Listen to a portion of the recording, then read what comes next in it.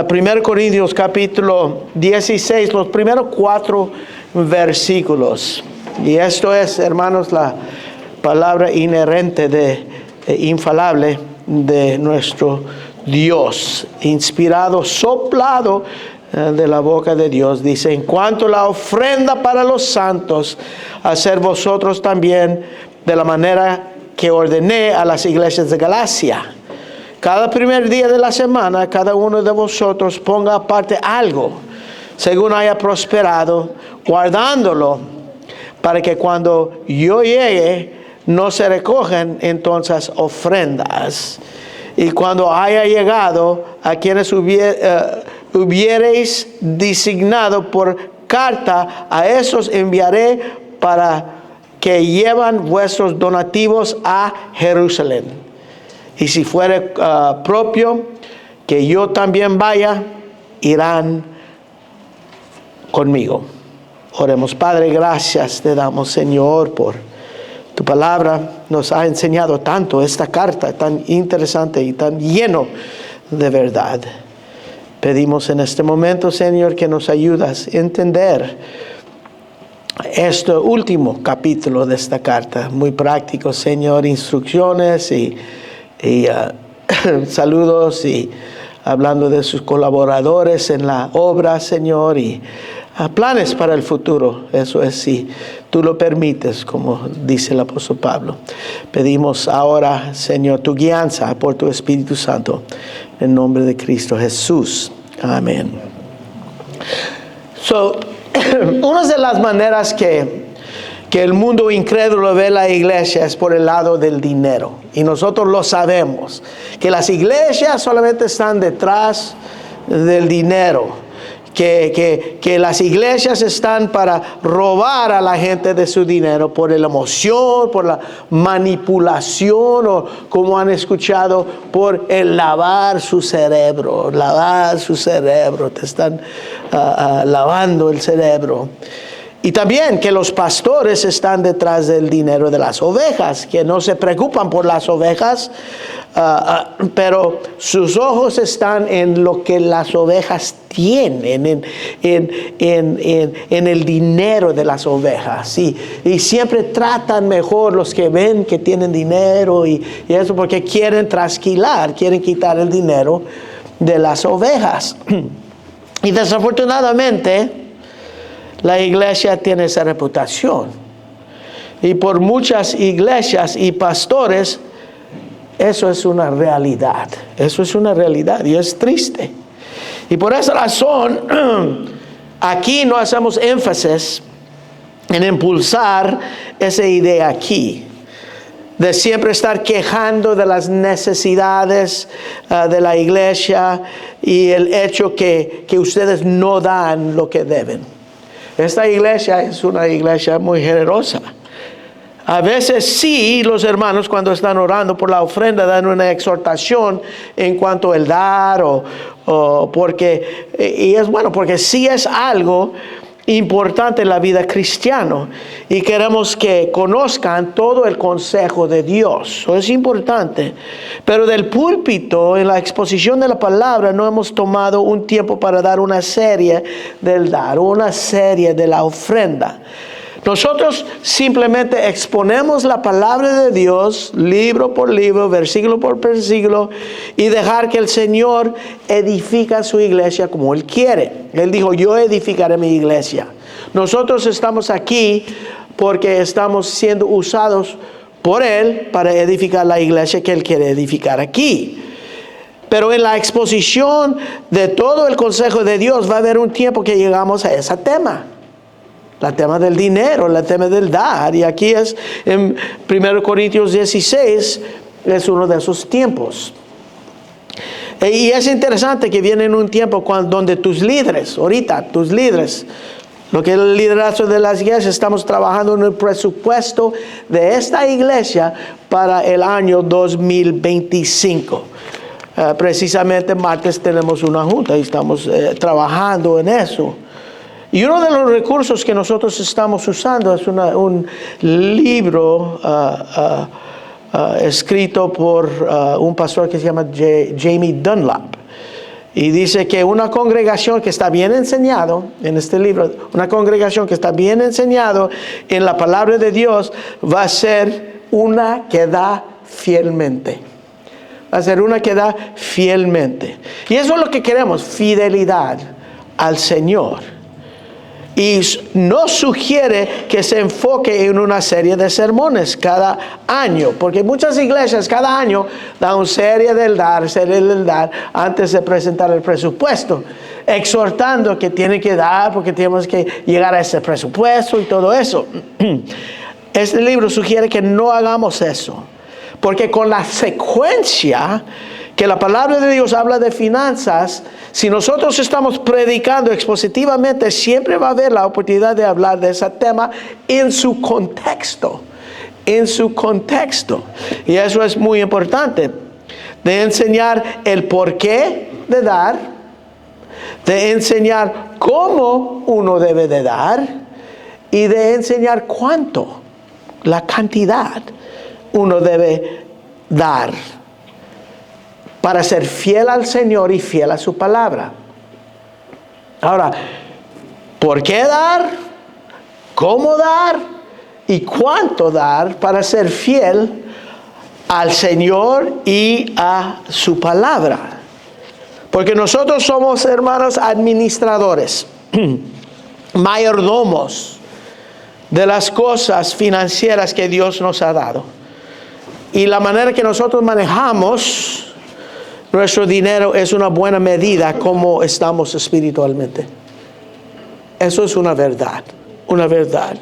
Si vamos ahí, miramos a Lucas, en Lucas capítulo 16, el Evangelio según San Lucas capítulo 16, en versículo 11, el Señor dice, pues si en las riquezas injustas, en el dinero que es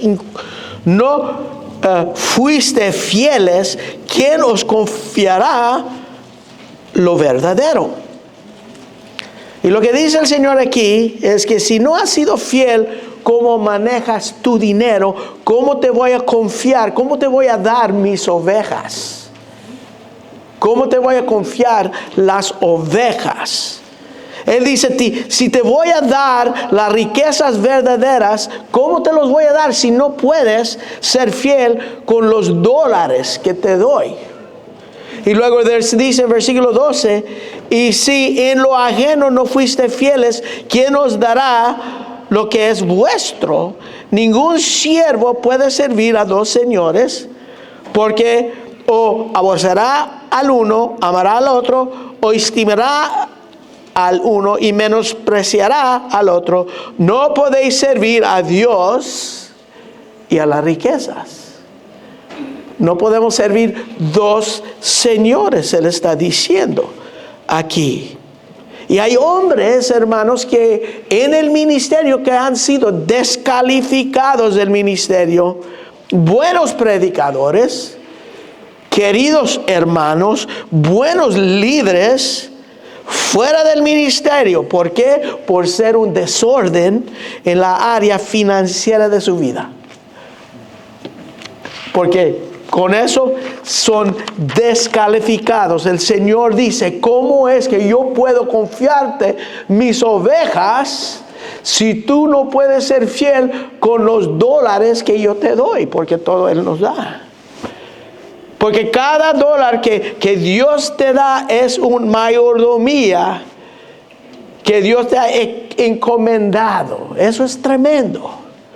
Y es parte de tu adoración a Él. Y eso lo vamos a ver. Ahora en nuestro texto, aquí en 1 Corintios capítulo 16, comienza a hablar de las cosas prácticas del ministerio. Y de contestar la última pregunta que ellos le enviaron una carta. La última pregunta que esta iglesia le preguntaron al apóstol Pablo. Vimos que realmente, lo vimos hace 2 semanas, que realmente Pablo pudiera terminar esta carta en lo que acabo de leer, 1 Corintios 15, 58. Una manera tremenda e impactante para terminar esta carta. Pero no lo hizo. No lo hizo, y eso nos lleva a este capítulo 16. El dar. Y el dar es un tema muy importante en las Escrituras porque es una medida de nuestro amor, una medida de nuestro entrego a las cosas de Dios. A las cosas de Dios. Nos ayuda a medir nuestro entendimiento de lo que es temporal y lo que es eterno. Como vemos en 1 de Juan, dice que el mundo y todo lo que hay en el mundo se va a pasar. Es pasajero. Todo se va a pasar. Por esa razón dice que nosotros debemos estar sembrando para lo eterno. Para lo eterno. Eso nos ayuda a entender nuestra mayordomía en esta área hacia Dios. Este pasaje habla de una ofrenda. Y realmente cuando dice en cuanto a la ofrenda, eso es en el original, en el griego, la ofrenda está hablando de una ofrenda específico. Es una ofrenda de un fondo especial. Un fondo especial. Pero también Él nos va a dar principios importantes en nuestro dar, de nuestras ofrendas en general y también de nuestra ofrenda o fondo especial. Y comienza en versículo 1 con una frase común en esta carta. Desde capítulo 7 dice en cuanto. Y si se acuerdan que comenzando el capítulo 7, Pablo estaba contestando preguntas que la iglesia le hicieron en una carta. Si miramos a capítulo 7 de 1 Corintios, en versículo 1 dice, en cuanto a las cosas que me escribisteis. Él desde capítulo 7, por toda la carta hasta el capítulo donde estamos ahorita, está contestando preguntas que esta iglesia de Corinto le hicieron a él en una carta. Nosotros no tenemos esa carta, como te dije. Él ama a la iglesia tanto que él les escribió 4 cartas. 4 cartas, él a ellos. Y tenemos 2 que son inspirados. Pero dice en cuanto o acerca de, repetidamente refiriendo a estas preguntas de la carta que ellos lo escribieron. Y aquí habla de la última pregunta que lo hicieron y dice en cuanto la ofrenda para los santos. Él está contestando la pregunta en cuanto la ofrenda para los santos, y habla de la ofrenda especial. Una ofrenda que ellos ya han sido informados. Ellos ya conocían algo de esta ofrenda. Ellos sabían de lo que Pablo hablaba. Y no solamente ellos, pero todas las iglesias donde Pablo estaba en su segundo, tercera viaje misioneros. Todas las iglesias de Asia, de Galacia, de Macedonia, de Acaya. Ellos sabían de esta ofrenda. Corinto, ellos ya sabían que lo iban a ofrender. Eso no era la pregunta. Tenemos que ofrender, vamos a hacer esta ofrenda. No, la pregunta era, ¿cómo debemos colectar esta ofrenda para los santos? Eso es la pregunta. Uno está assuming que esa era la pregunta. Pues no dice. Pero en mirar la respuesta, la pregunta es cómo debemos colectar esta ofrenda para los santos. Él dice en cuanto a la ofrenda para los santos. Él dice, ahora, ¿cuáles santos? Es la pregunta, ¿cuáles santos? Versículo 3 dice que son, en versículo 3 dice, enviaré a que lleven vuestro donativo, diferente palabra para esta colección, donativo a Jerusalén. Sabemos que es para los santos en Jerusalén, ¿ok? Porque hace referencia de eso en versículo 3. ¿Y por qué los santos en Jerusalén? Unos dicen que son los pobres santos en Jerusalén. por las referencias que el apóstol Pablo usa en sus cartas acerca de esta iglesia en Jerusalén. Él hablaba de su pobreza, de la pobreza de esta iglesia. En 1 Corintios, en 2 Corintios 8, 2 Corintios 9, en Hechos 24. Esto, miramos a Romanos. Vamos a Romanos capítulo 15. En Romanos capítulo 15.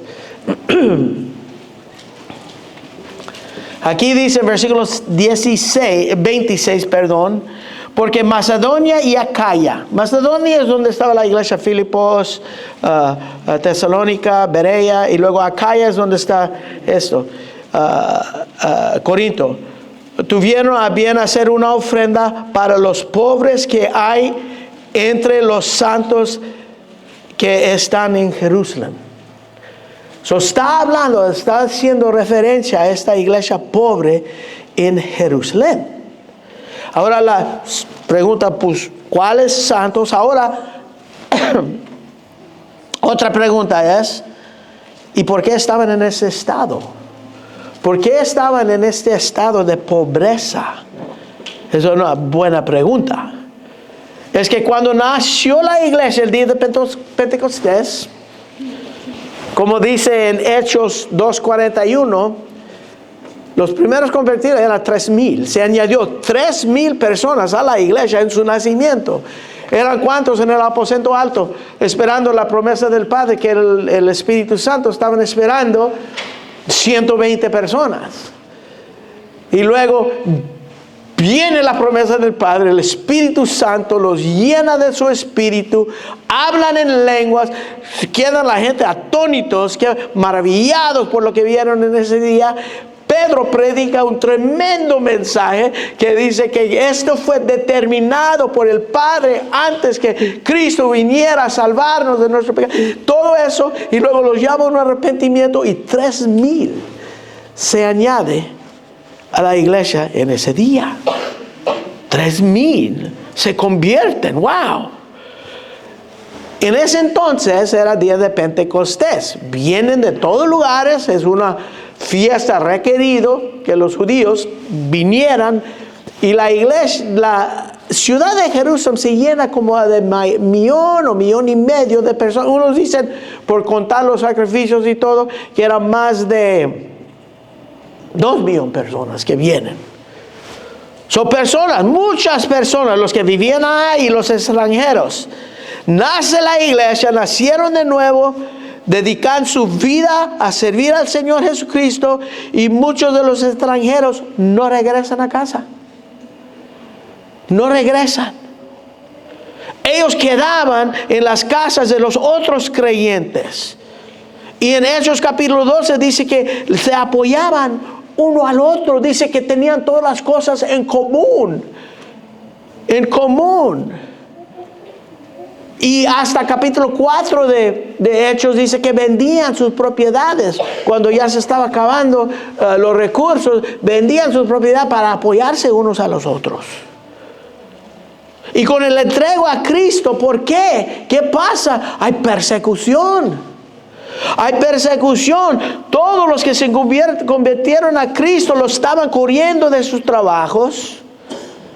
Sus familias los estaban abandonando. Abandonados por sus familias, excomunicados de la sinagoga. La sinagoga era un lugar donde ellos recibían apoyo, y a veces apoyo financiero. Excomunicados de la sinagoga por esta herejía que es el cristianismo. Muchos fueron echados en la cárcel por su fe. Pablo mismo los echaba en la cárcel. Imagínate cómo sentía Pablo, que ya era un creyente, pensando, yo contribuí a esta pobreza. Yo contribuí a esta pobreza de la iglesia de Jerusalén, separando familias, echándolos en la cárcel, dejando sus familias sin el apoyo de un papá.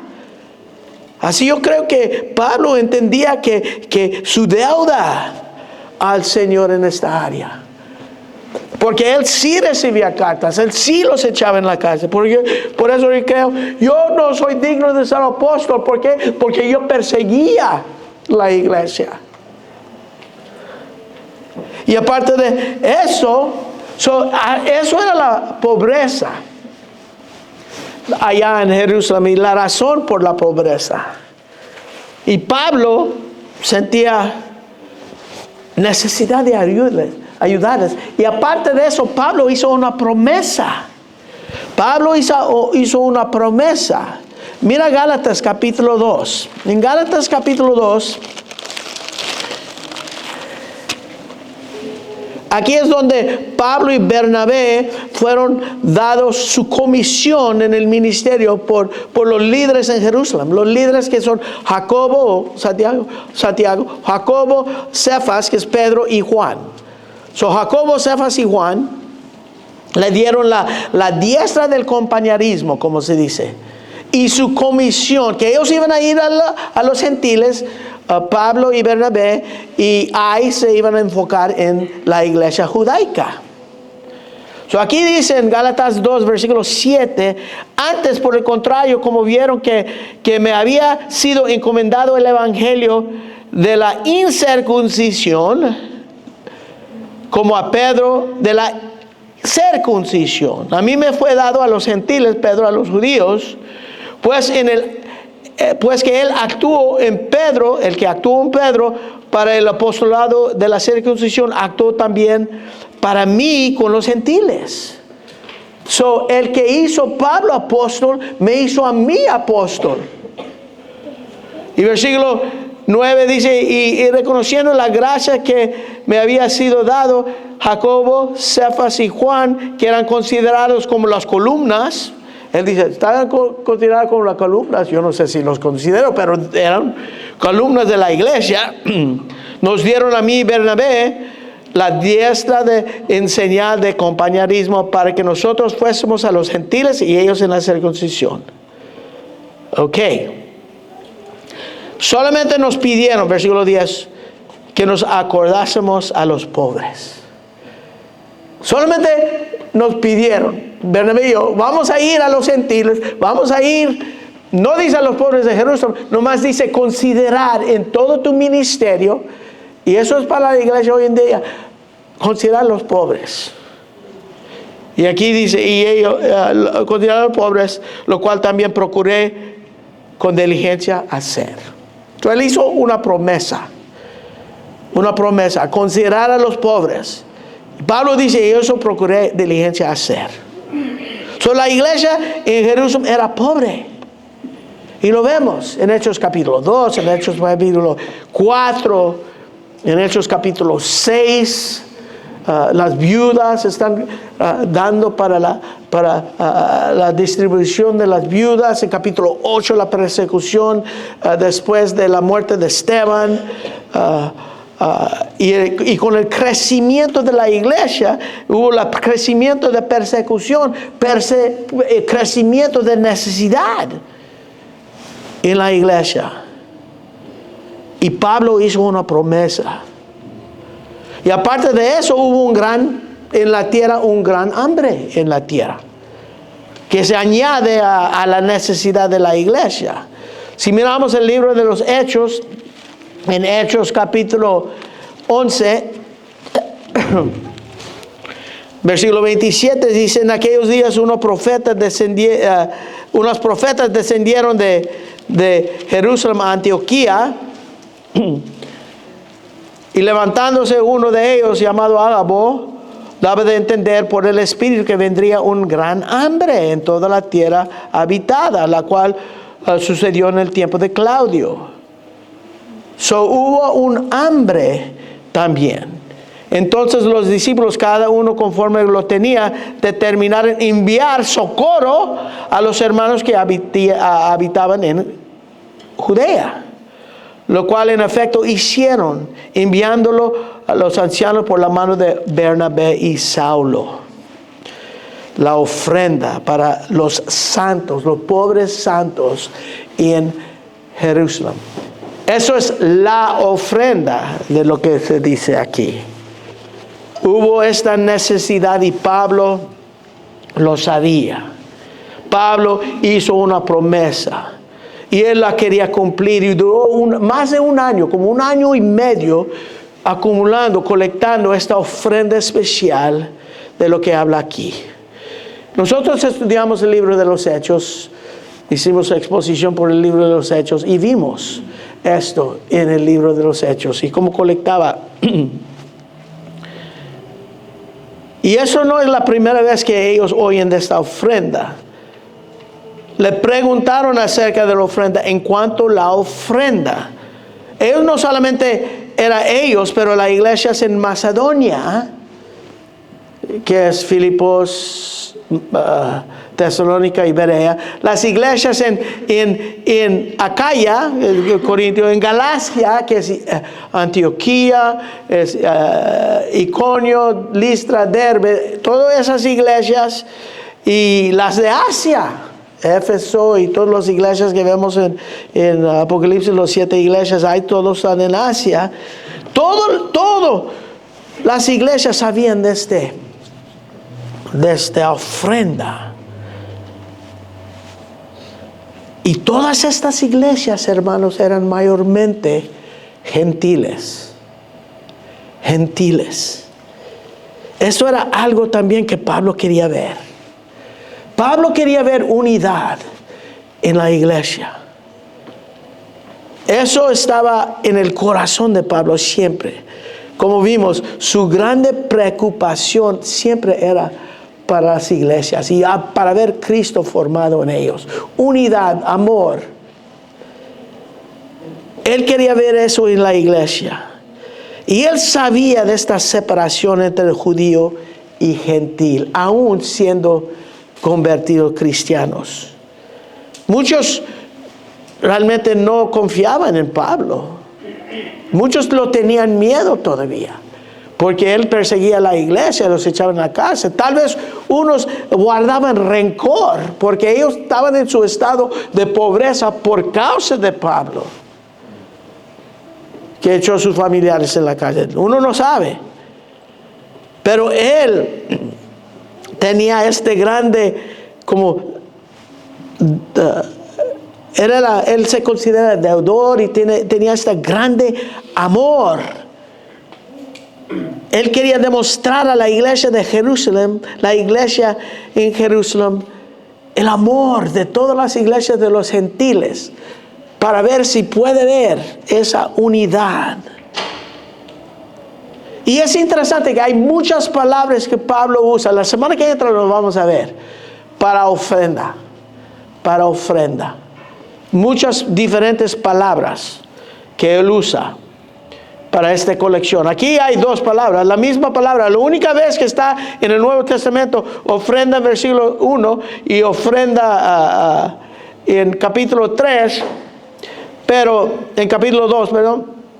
Pero en capítulo 3 es otro.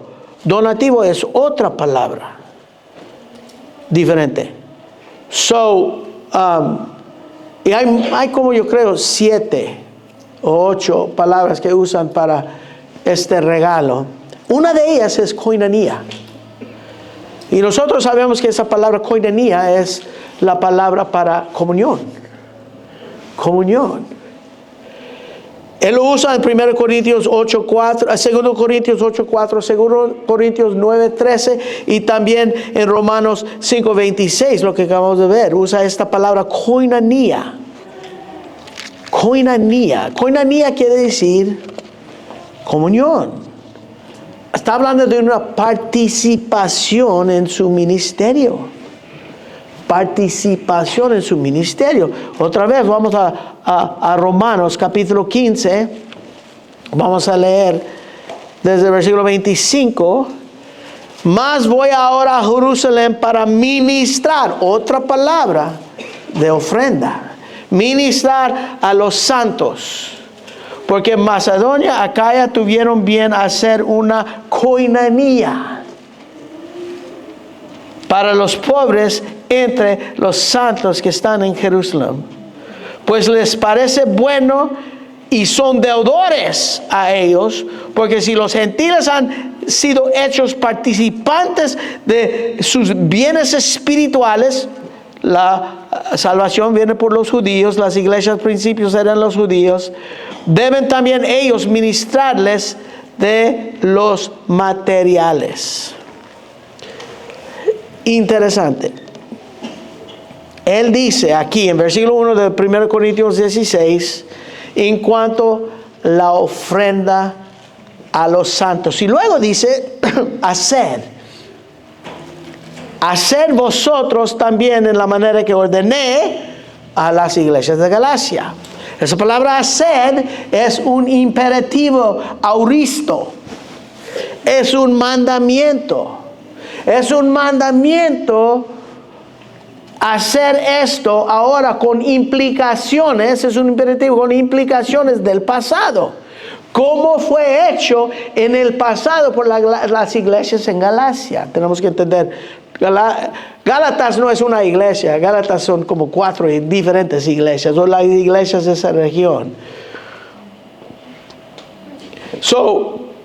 Dicen hacer esto. Hacer esto.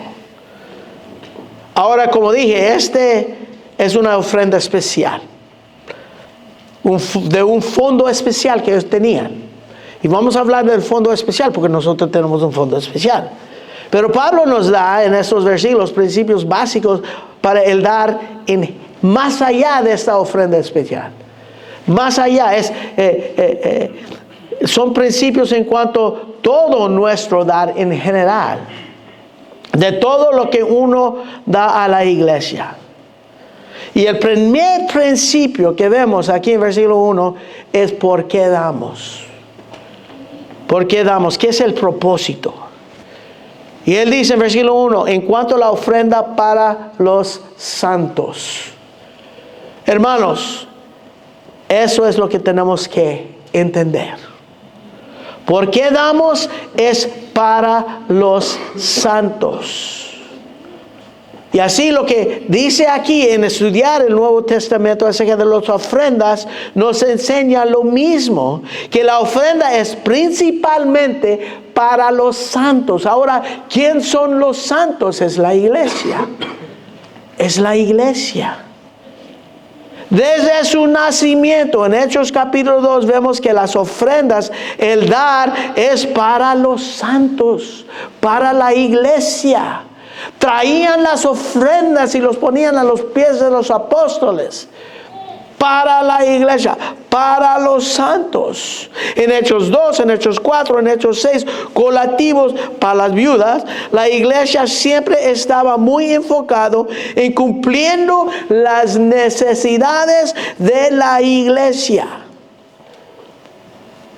Así la iglesia da para mantenerse a sí mismo. La iglesia existe para invertir en su propia vida y su comisión. ¿Qué es su comisión? Hacer discípulos. Invertir en sus santos. ¿Qué es hacer discípulos? Enseñarles, amonestarles, como dice en Colosenses 1:28, amonestarles para que crezcan. Para que lleguen a ser como Cristo, para enseñarles. Y en eso estamos invirtiendo para que hacer discípulos. Evangelizar sí afuera, pero es importante en la iglesia que crezcan. Que crezcan hasta llegar a la estatura de plenitud que es Cristo. Y no es que no podemos ayudar fuera de la iglesia. No. Y lo vamos a ver eso también en la otra semana. Pero primeramente es para los de la iglesia. Para la vida de la iglesia. ¿Entienden eso, hermanos? Para la iglesia en general. Y cuando hablamos de la iglesia, hablamos de todo. Es para la iglesia que se cumplen sus propias necesidades. Y podemos decir también por la iglesia universal. Nosotros colectamos para las necesidades de esta iglesia. Y hermanos, ya colectamos la ofrenda. Esto no es para que ustedes puedan dar más hoy. Pero ya es para las necesidades de la ofrenda y también la ofrenda para la iglesia universal. Porque cuando nosotros vemos una iglesia sufriendo, una iglesia que tiene el mismo sentir, el mismo creencias y están en la misma página que nosotros, los vamos a ayudar. Si podemos. Porque podemos ayudar a otras iglesias. Ser una iglesia que apoya que ayuda en el ministerio. La iglesia recibe ofrendas y son para los santos, las necesidades de los santos. Y hermanos, es muy diferente hoy en día que en ese entonces. Hoy hay renta, hay luz, hay audio, cosas que tenemos que comprar, materiales, eventos, retiros, clases, conferencias, etcétera, etcétera. Y el deseo un día es tener nuestro propio lugar. Pero es para la iglesia. La iglesia tiene todas estas necesidades, aparte de ayudar a los santos que están en necesidad. Nosotros no vemos hoy en día la pobreza como en Jerusalén. Si nosotros vamos a México, tal vez, vamos a otros países, podemos ver pobreza semejante. Aquí en los Estados Unidos no vemos esa pobreza. Y es más, vemos mucha ayuda. Y realmente para ayudar a los santos que están en necesidad, bíblicamente decimos, ¿dónde está tu familia? Pues la responsabilidad primeramente es para la familia. Realmente, ¿dónde está la familia? Y luego vemos que si pueden trabajar, porque no están trabajando, hay ayuda. Hoy hay ayuda del gobierno y eso no es mal. Nosotros pagamos nuestros impuestos, nuestros diezmos, porque los diezmos en el Antiguo Testamento eran impuestos para recibir. Así. No hay tanto. Y vamos a ayudar si hay necesidad aquí. Realmente sí. Pero tenemos que ver muy diligentemente que es una necesidad en realidad. Y cuando queremos dar, por ejemplo, un homeless acá, vamos a dar. Pero no le das para que él compra algo. La mejor manera que tú vas a hablar, la vas a ayudar. Si quieres ayudar a alguien, yo no les ayudo porque yo veo que están fuertes y pueden trabajar, muchos de ellos. Uno tiene que usar discernimiento. La mejor manera es decir, ¿sabes qué? ¿Tienes una media hora? No te voy a dar dinero pero yo quiero que compartir una comida contigo. Y luego el evangelio. Eso es nuestro deseo. Que él conoce a Cristo Jesús. Figurar por qué estás en esta condición. Y ayudarles. No es que no vamos a ayudar, pero primeramente, las ofrendas de la iglesia son para los santos, para la iglesia. Porque la iglesia tiene estas necesidades. Nosotros damos para cumplir las necesidades materiales de la iglesia. Yo he oído a los pastores decir, cuando están recogiendo la ofrenda, Dios no necesita tu dinero. Y eso es muy cierto. Dios no, Él es el dueño de todo, es cierto. Pero la iglesia sí. La iglesia sí necesita las ofrendas. La Biblia lo enseña. Así principalmente nosotros damos para cumplir las necesidades de la iglesia, de la congregación, de los santos. Por eso estamos trabajando diligentemente en este presupuesto para el año 2025. Y lo vamos a presentar a todos ustedes en enero con un resumen de dónde estamos en cuanto a las finanzas de 2024. Tenemos un spreadsheet que dice cuánto fue dado cada semana, en qué se gastó, dónde estamos financieramente en esta iglesia. Y ustedes tienen derecho de ver todo eso. Porque ustedes son los que dan. Todos los miembros, y primeramente vamos a presentarlos a todos, porque no tenemos membresía, todos los que vienen a la junta, van a ver las finanzas y del fondo especial. Porque uno no quiere ser descalificado por mal usar las finanzas de la iglesia. Ustedes tienen que saber lo que está pasando con las finanzas de la iglesia, porque ustedes son los que lo dan. ¿Y para qué nos dan? Para los santos, para las necesidades de la iglesia, para un día tal vez tener nuestro templo. Ustedes deben saber. Debemos ser totalmente transparentes con todo lo que tiene que ver con el dinero. Eso es bíblico. Ahora damos nuestras ofrendas sembramos en el reino primeramente para la iglesia, para cumplir las necesidades de la iglesia. Eso es. Y también podemos ver en esos versículos que es parte de nuestra adoración. Dice, en cuanto a la ofrenda para los santos, hacer vosotros también la manera que ordené a las iglesias de Galacia, cada primer día de la semana, cada uno vosotros ponga aparte algo. El día normal que la iglesia se reúne es ¿qué? El domingo. Es el primer día de la semana. Es que la iglesia nunca se reunía en el día de reposo, en el sábado. En el sábado. Miramos a Juan, comenzando desde el principio. Mira el Evangelio según San Juan, capítulo 20. En Juan 20, día de resurrección. Cristo resucitó, ¿qué día? El primer día de la semana, el domingo.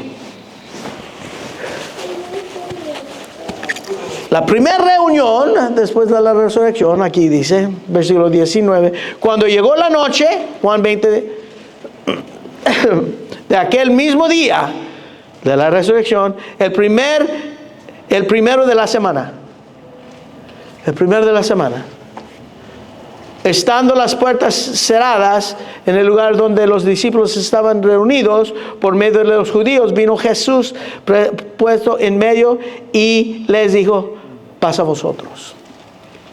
Estaban reunidos, entra Jesús. Su cuerpo glorificado pasó la pared. Un día nosotros vamos a poder hacer eso, pasar el poder. Celebrando, reunidos. Mira el versículo 26. 8 días después. ¿Qué día es 8 días después? Es el primer día de la semana. Estaban otra vez en sus discípulos dentro.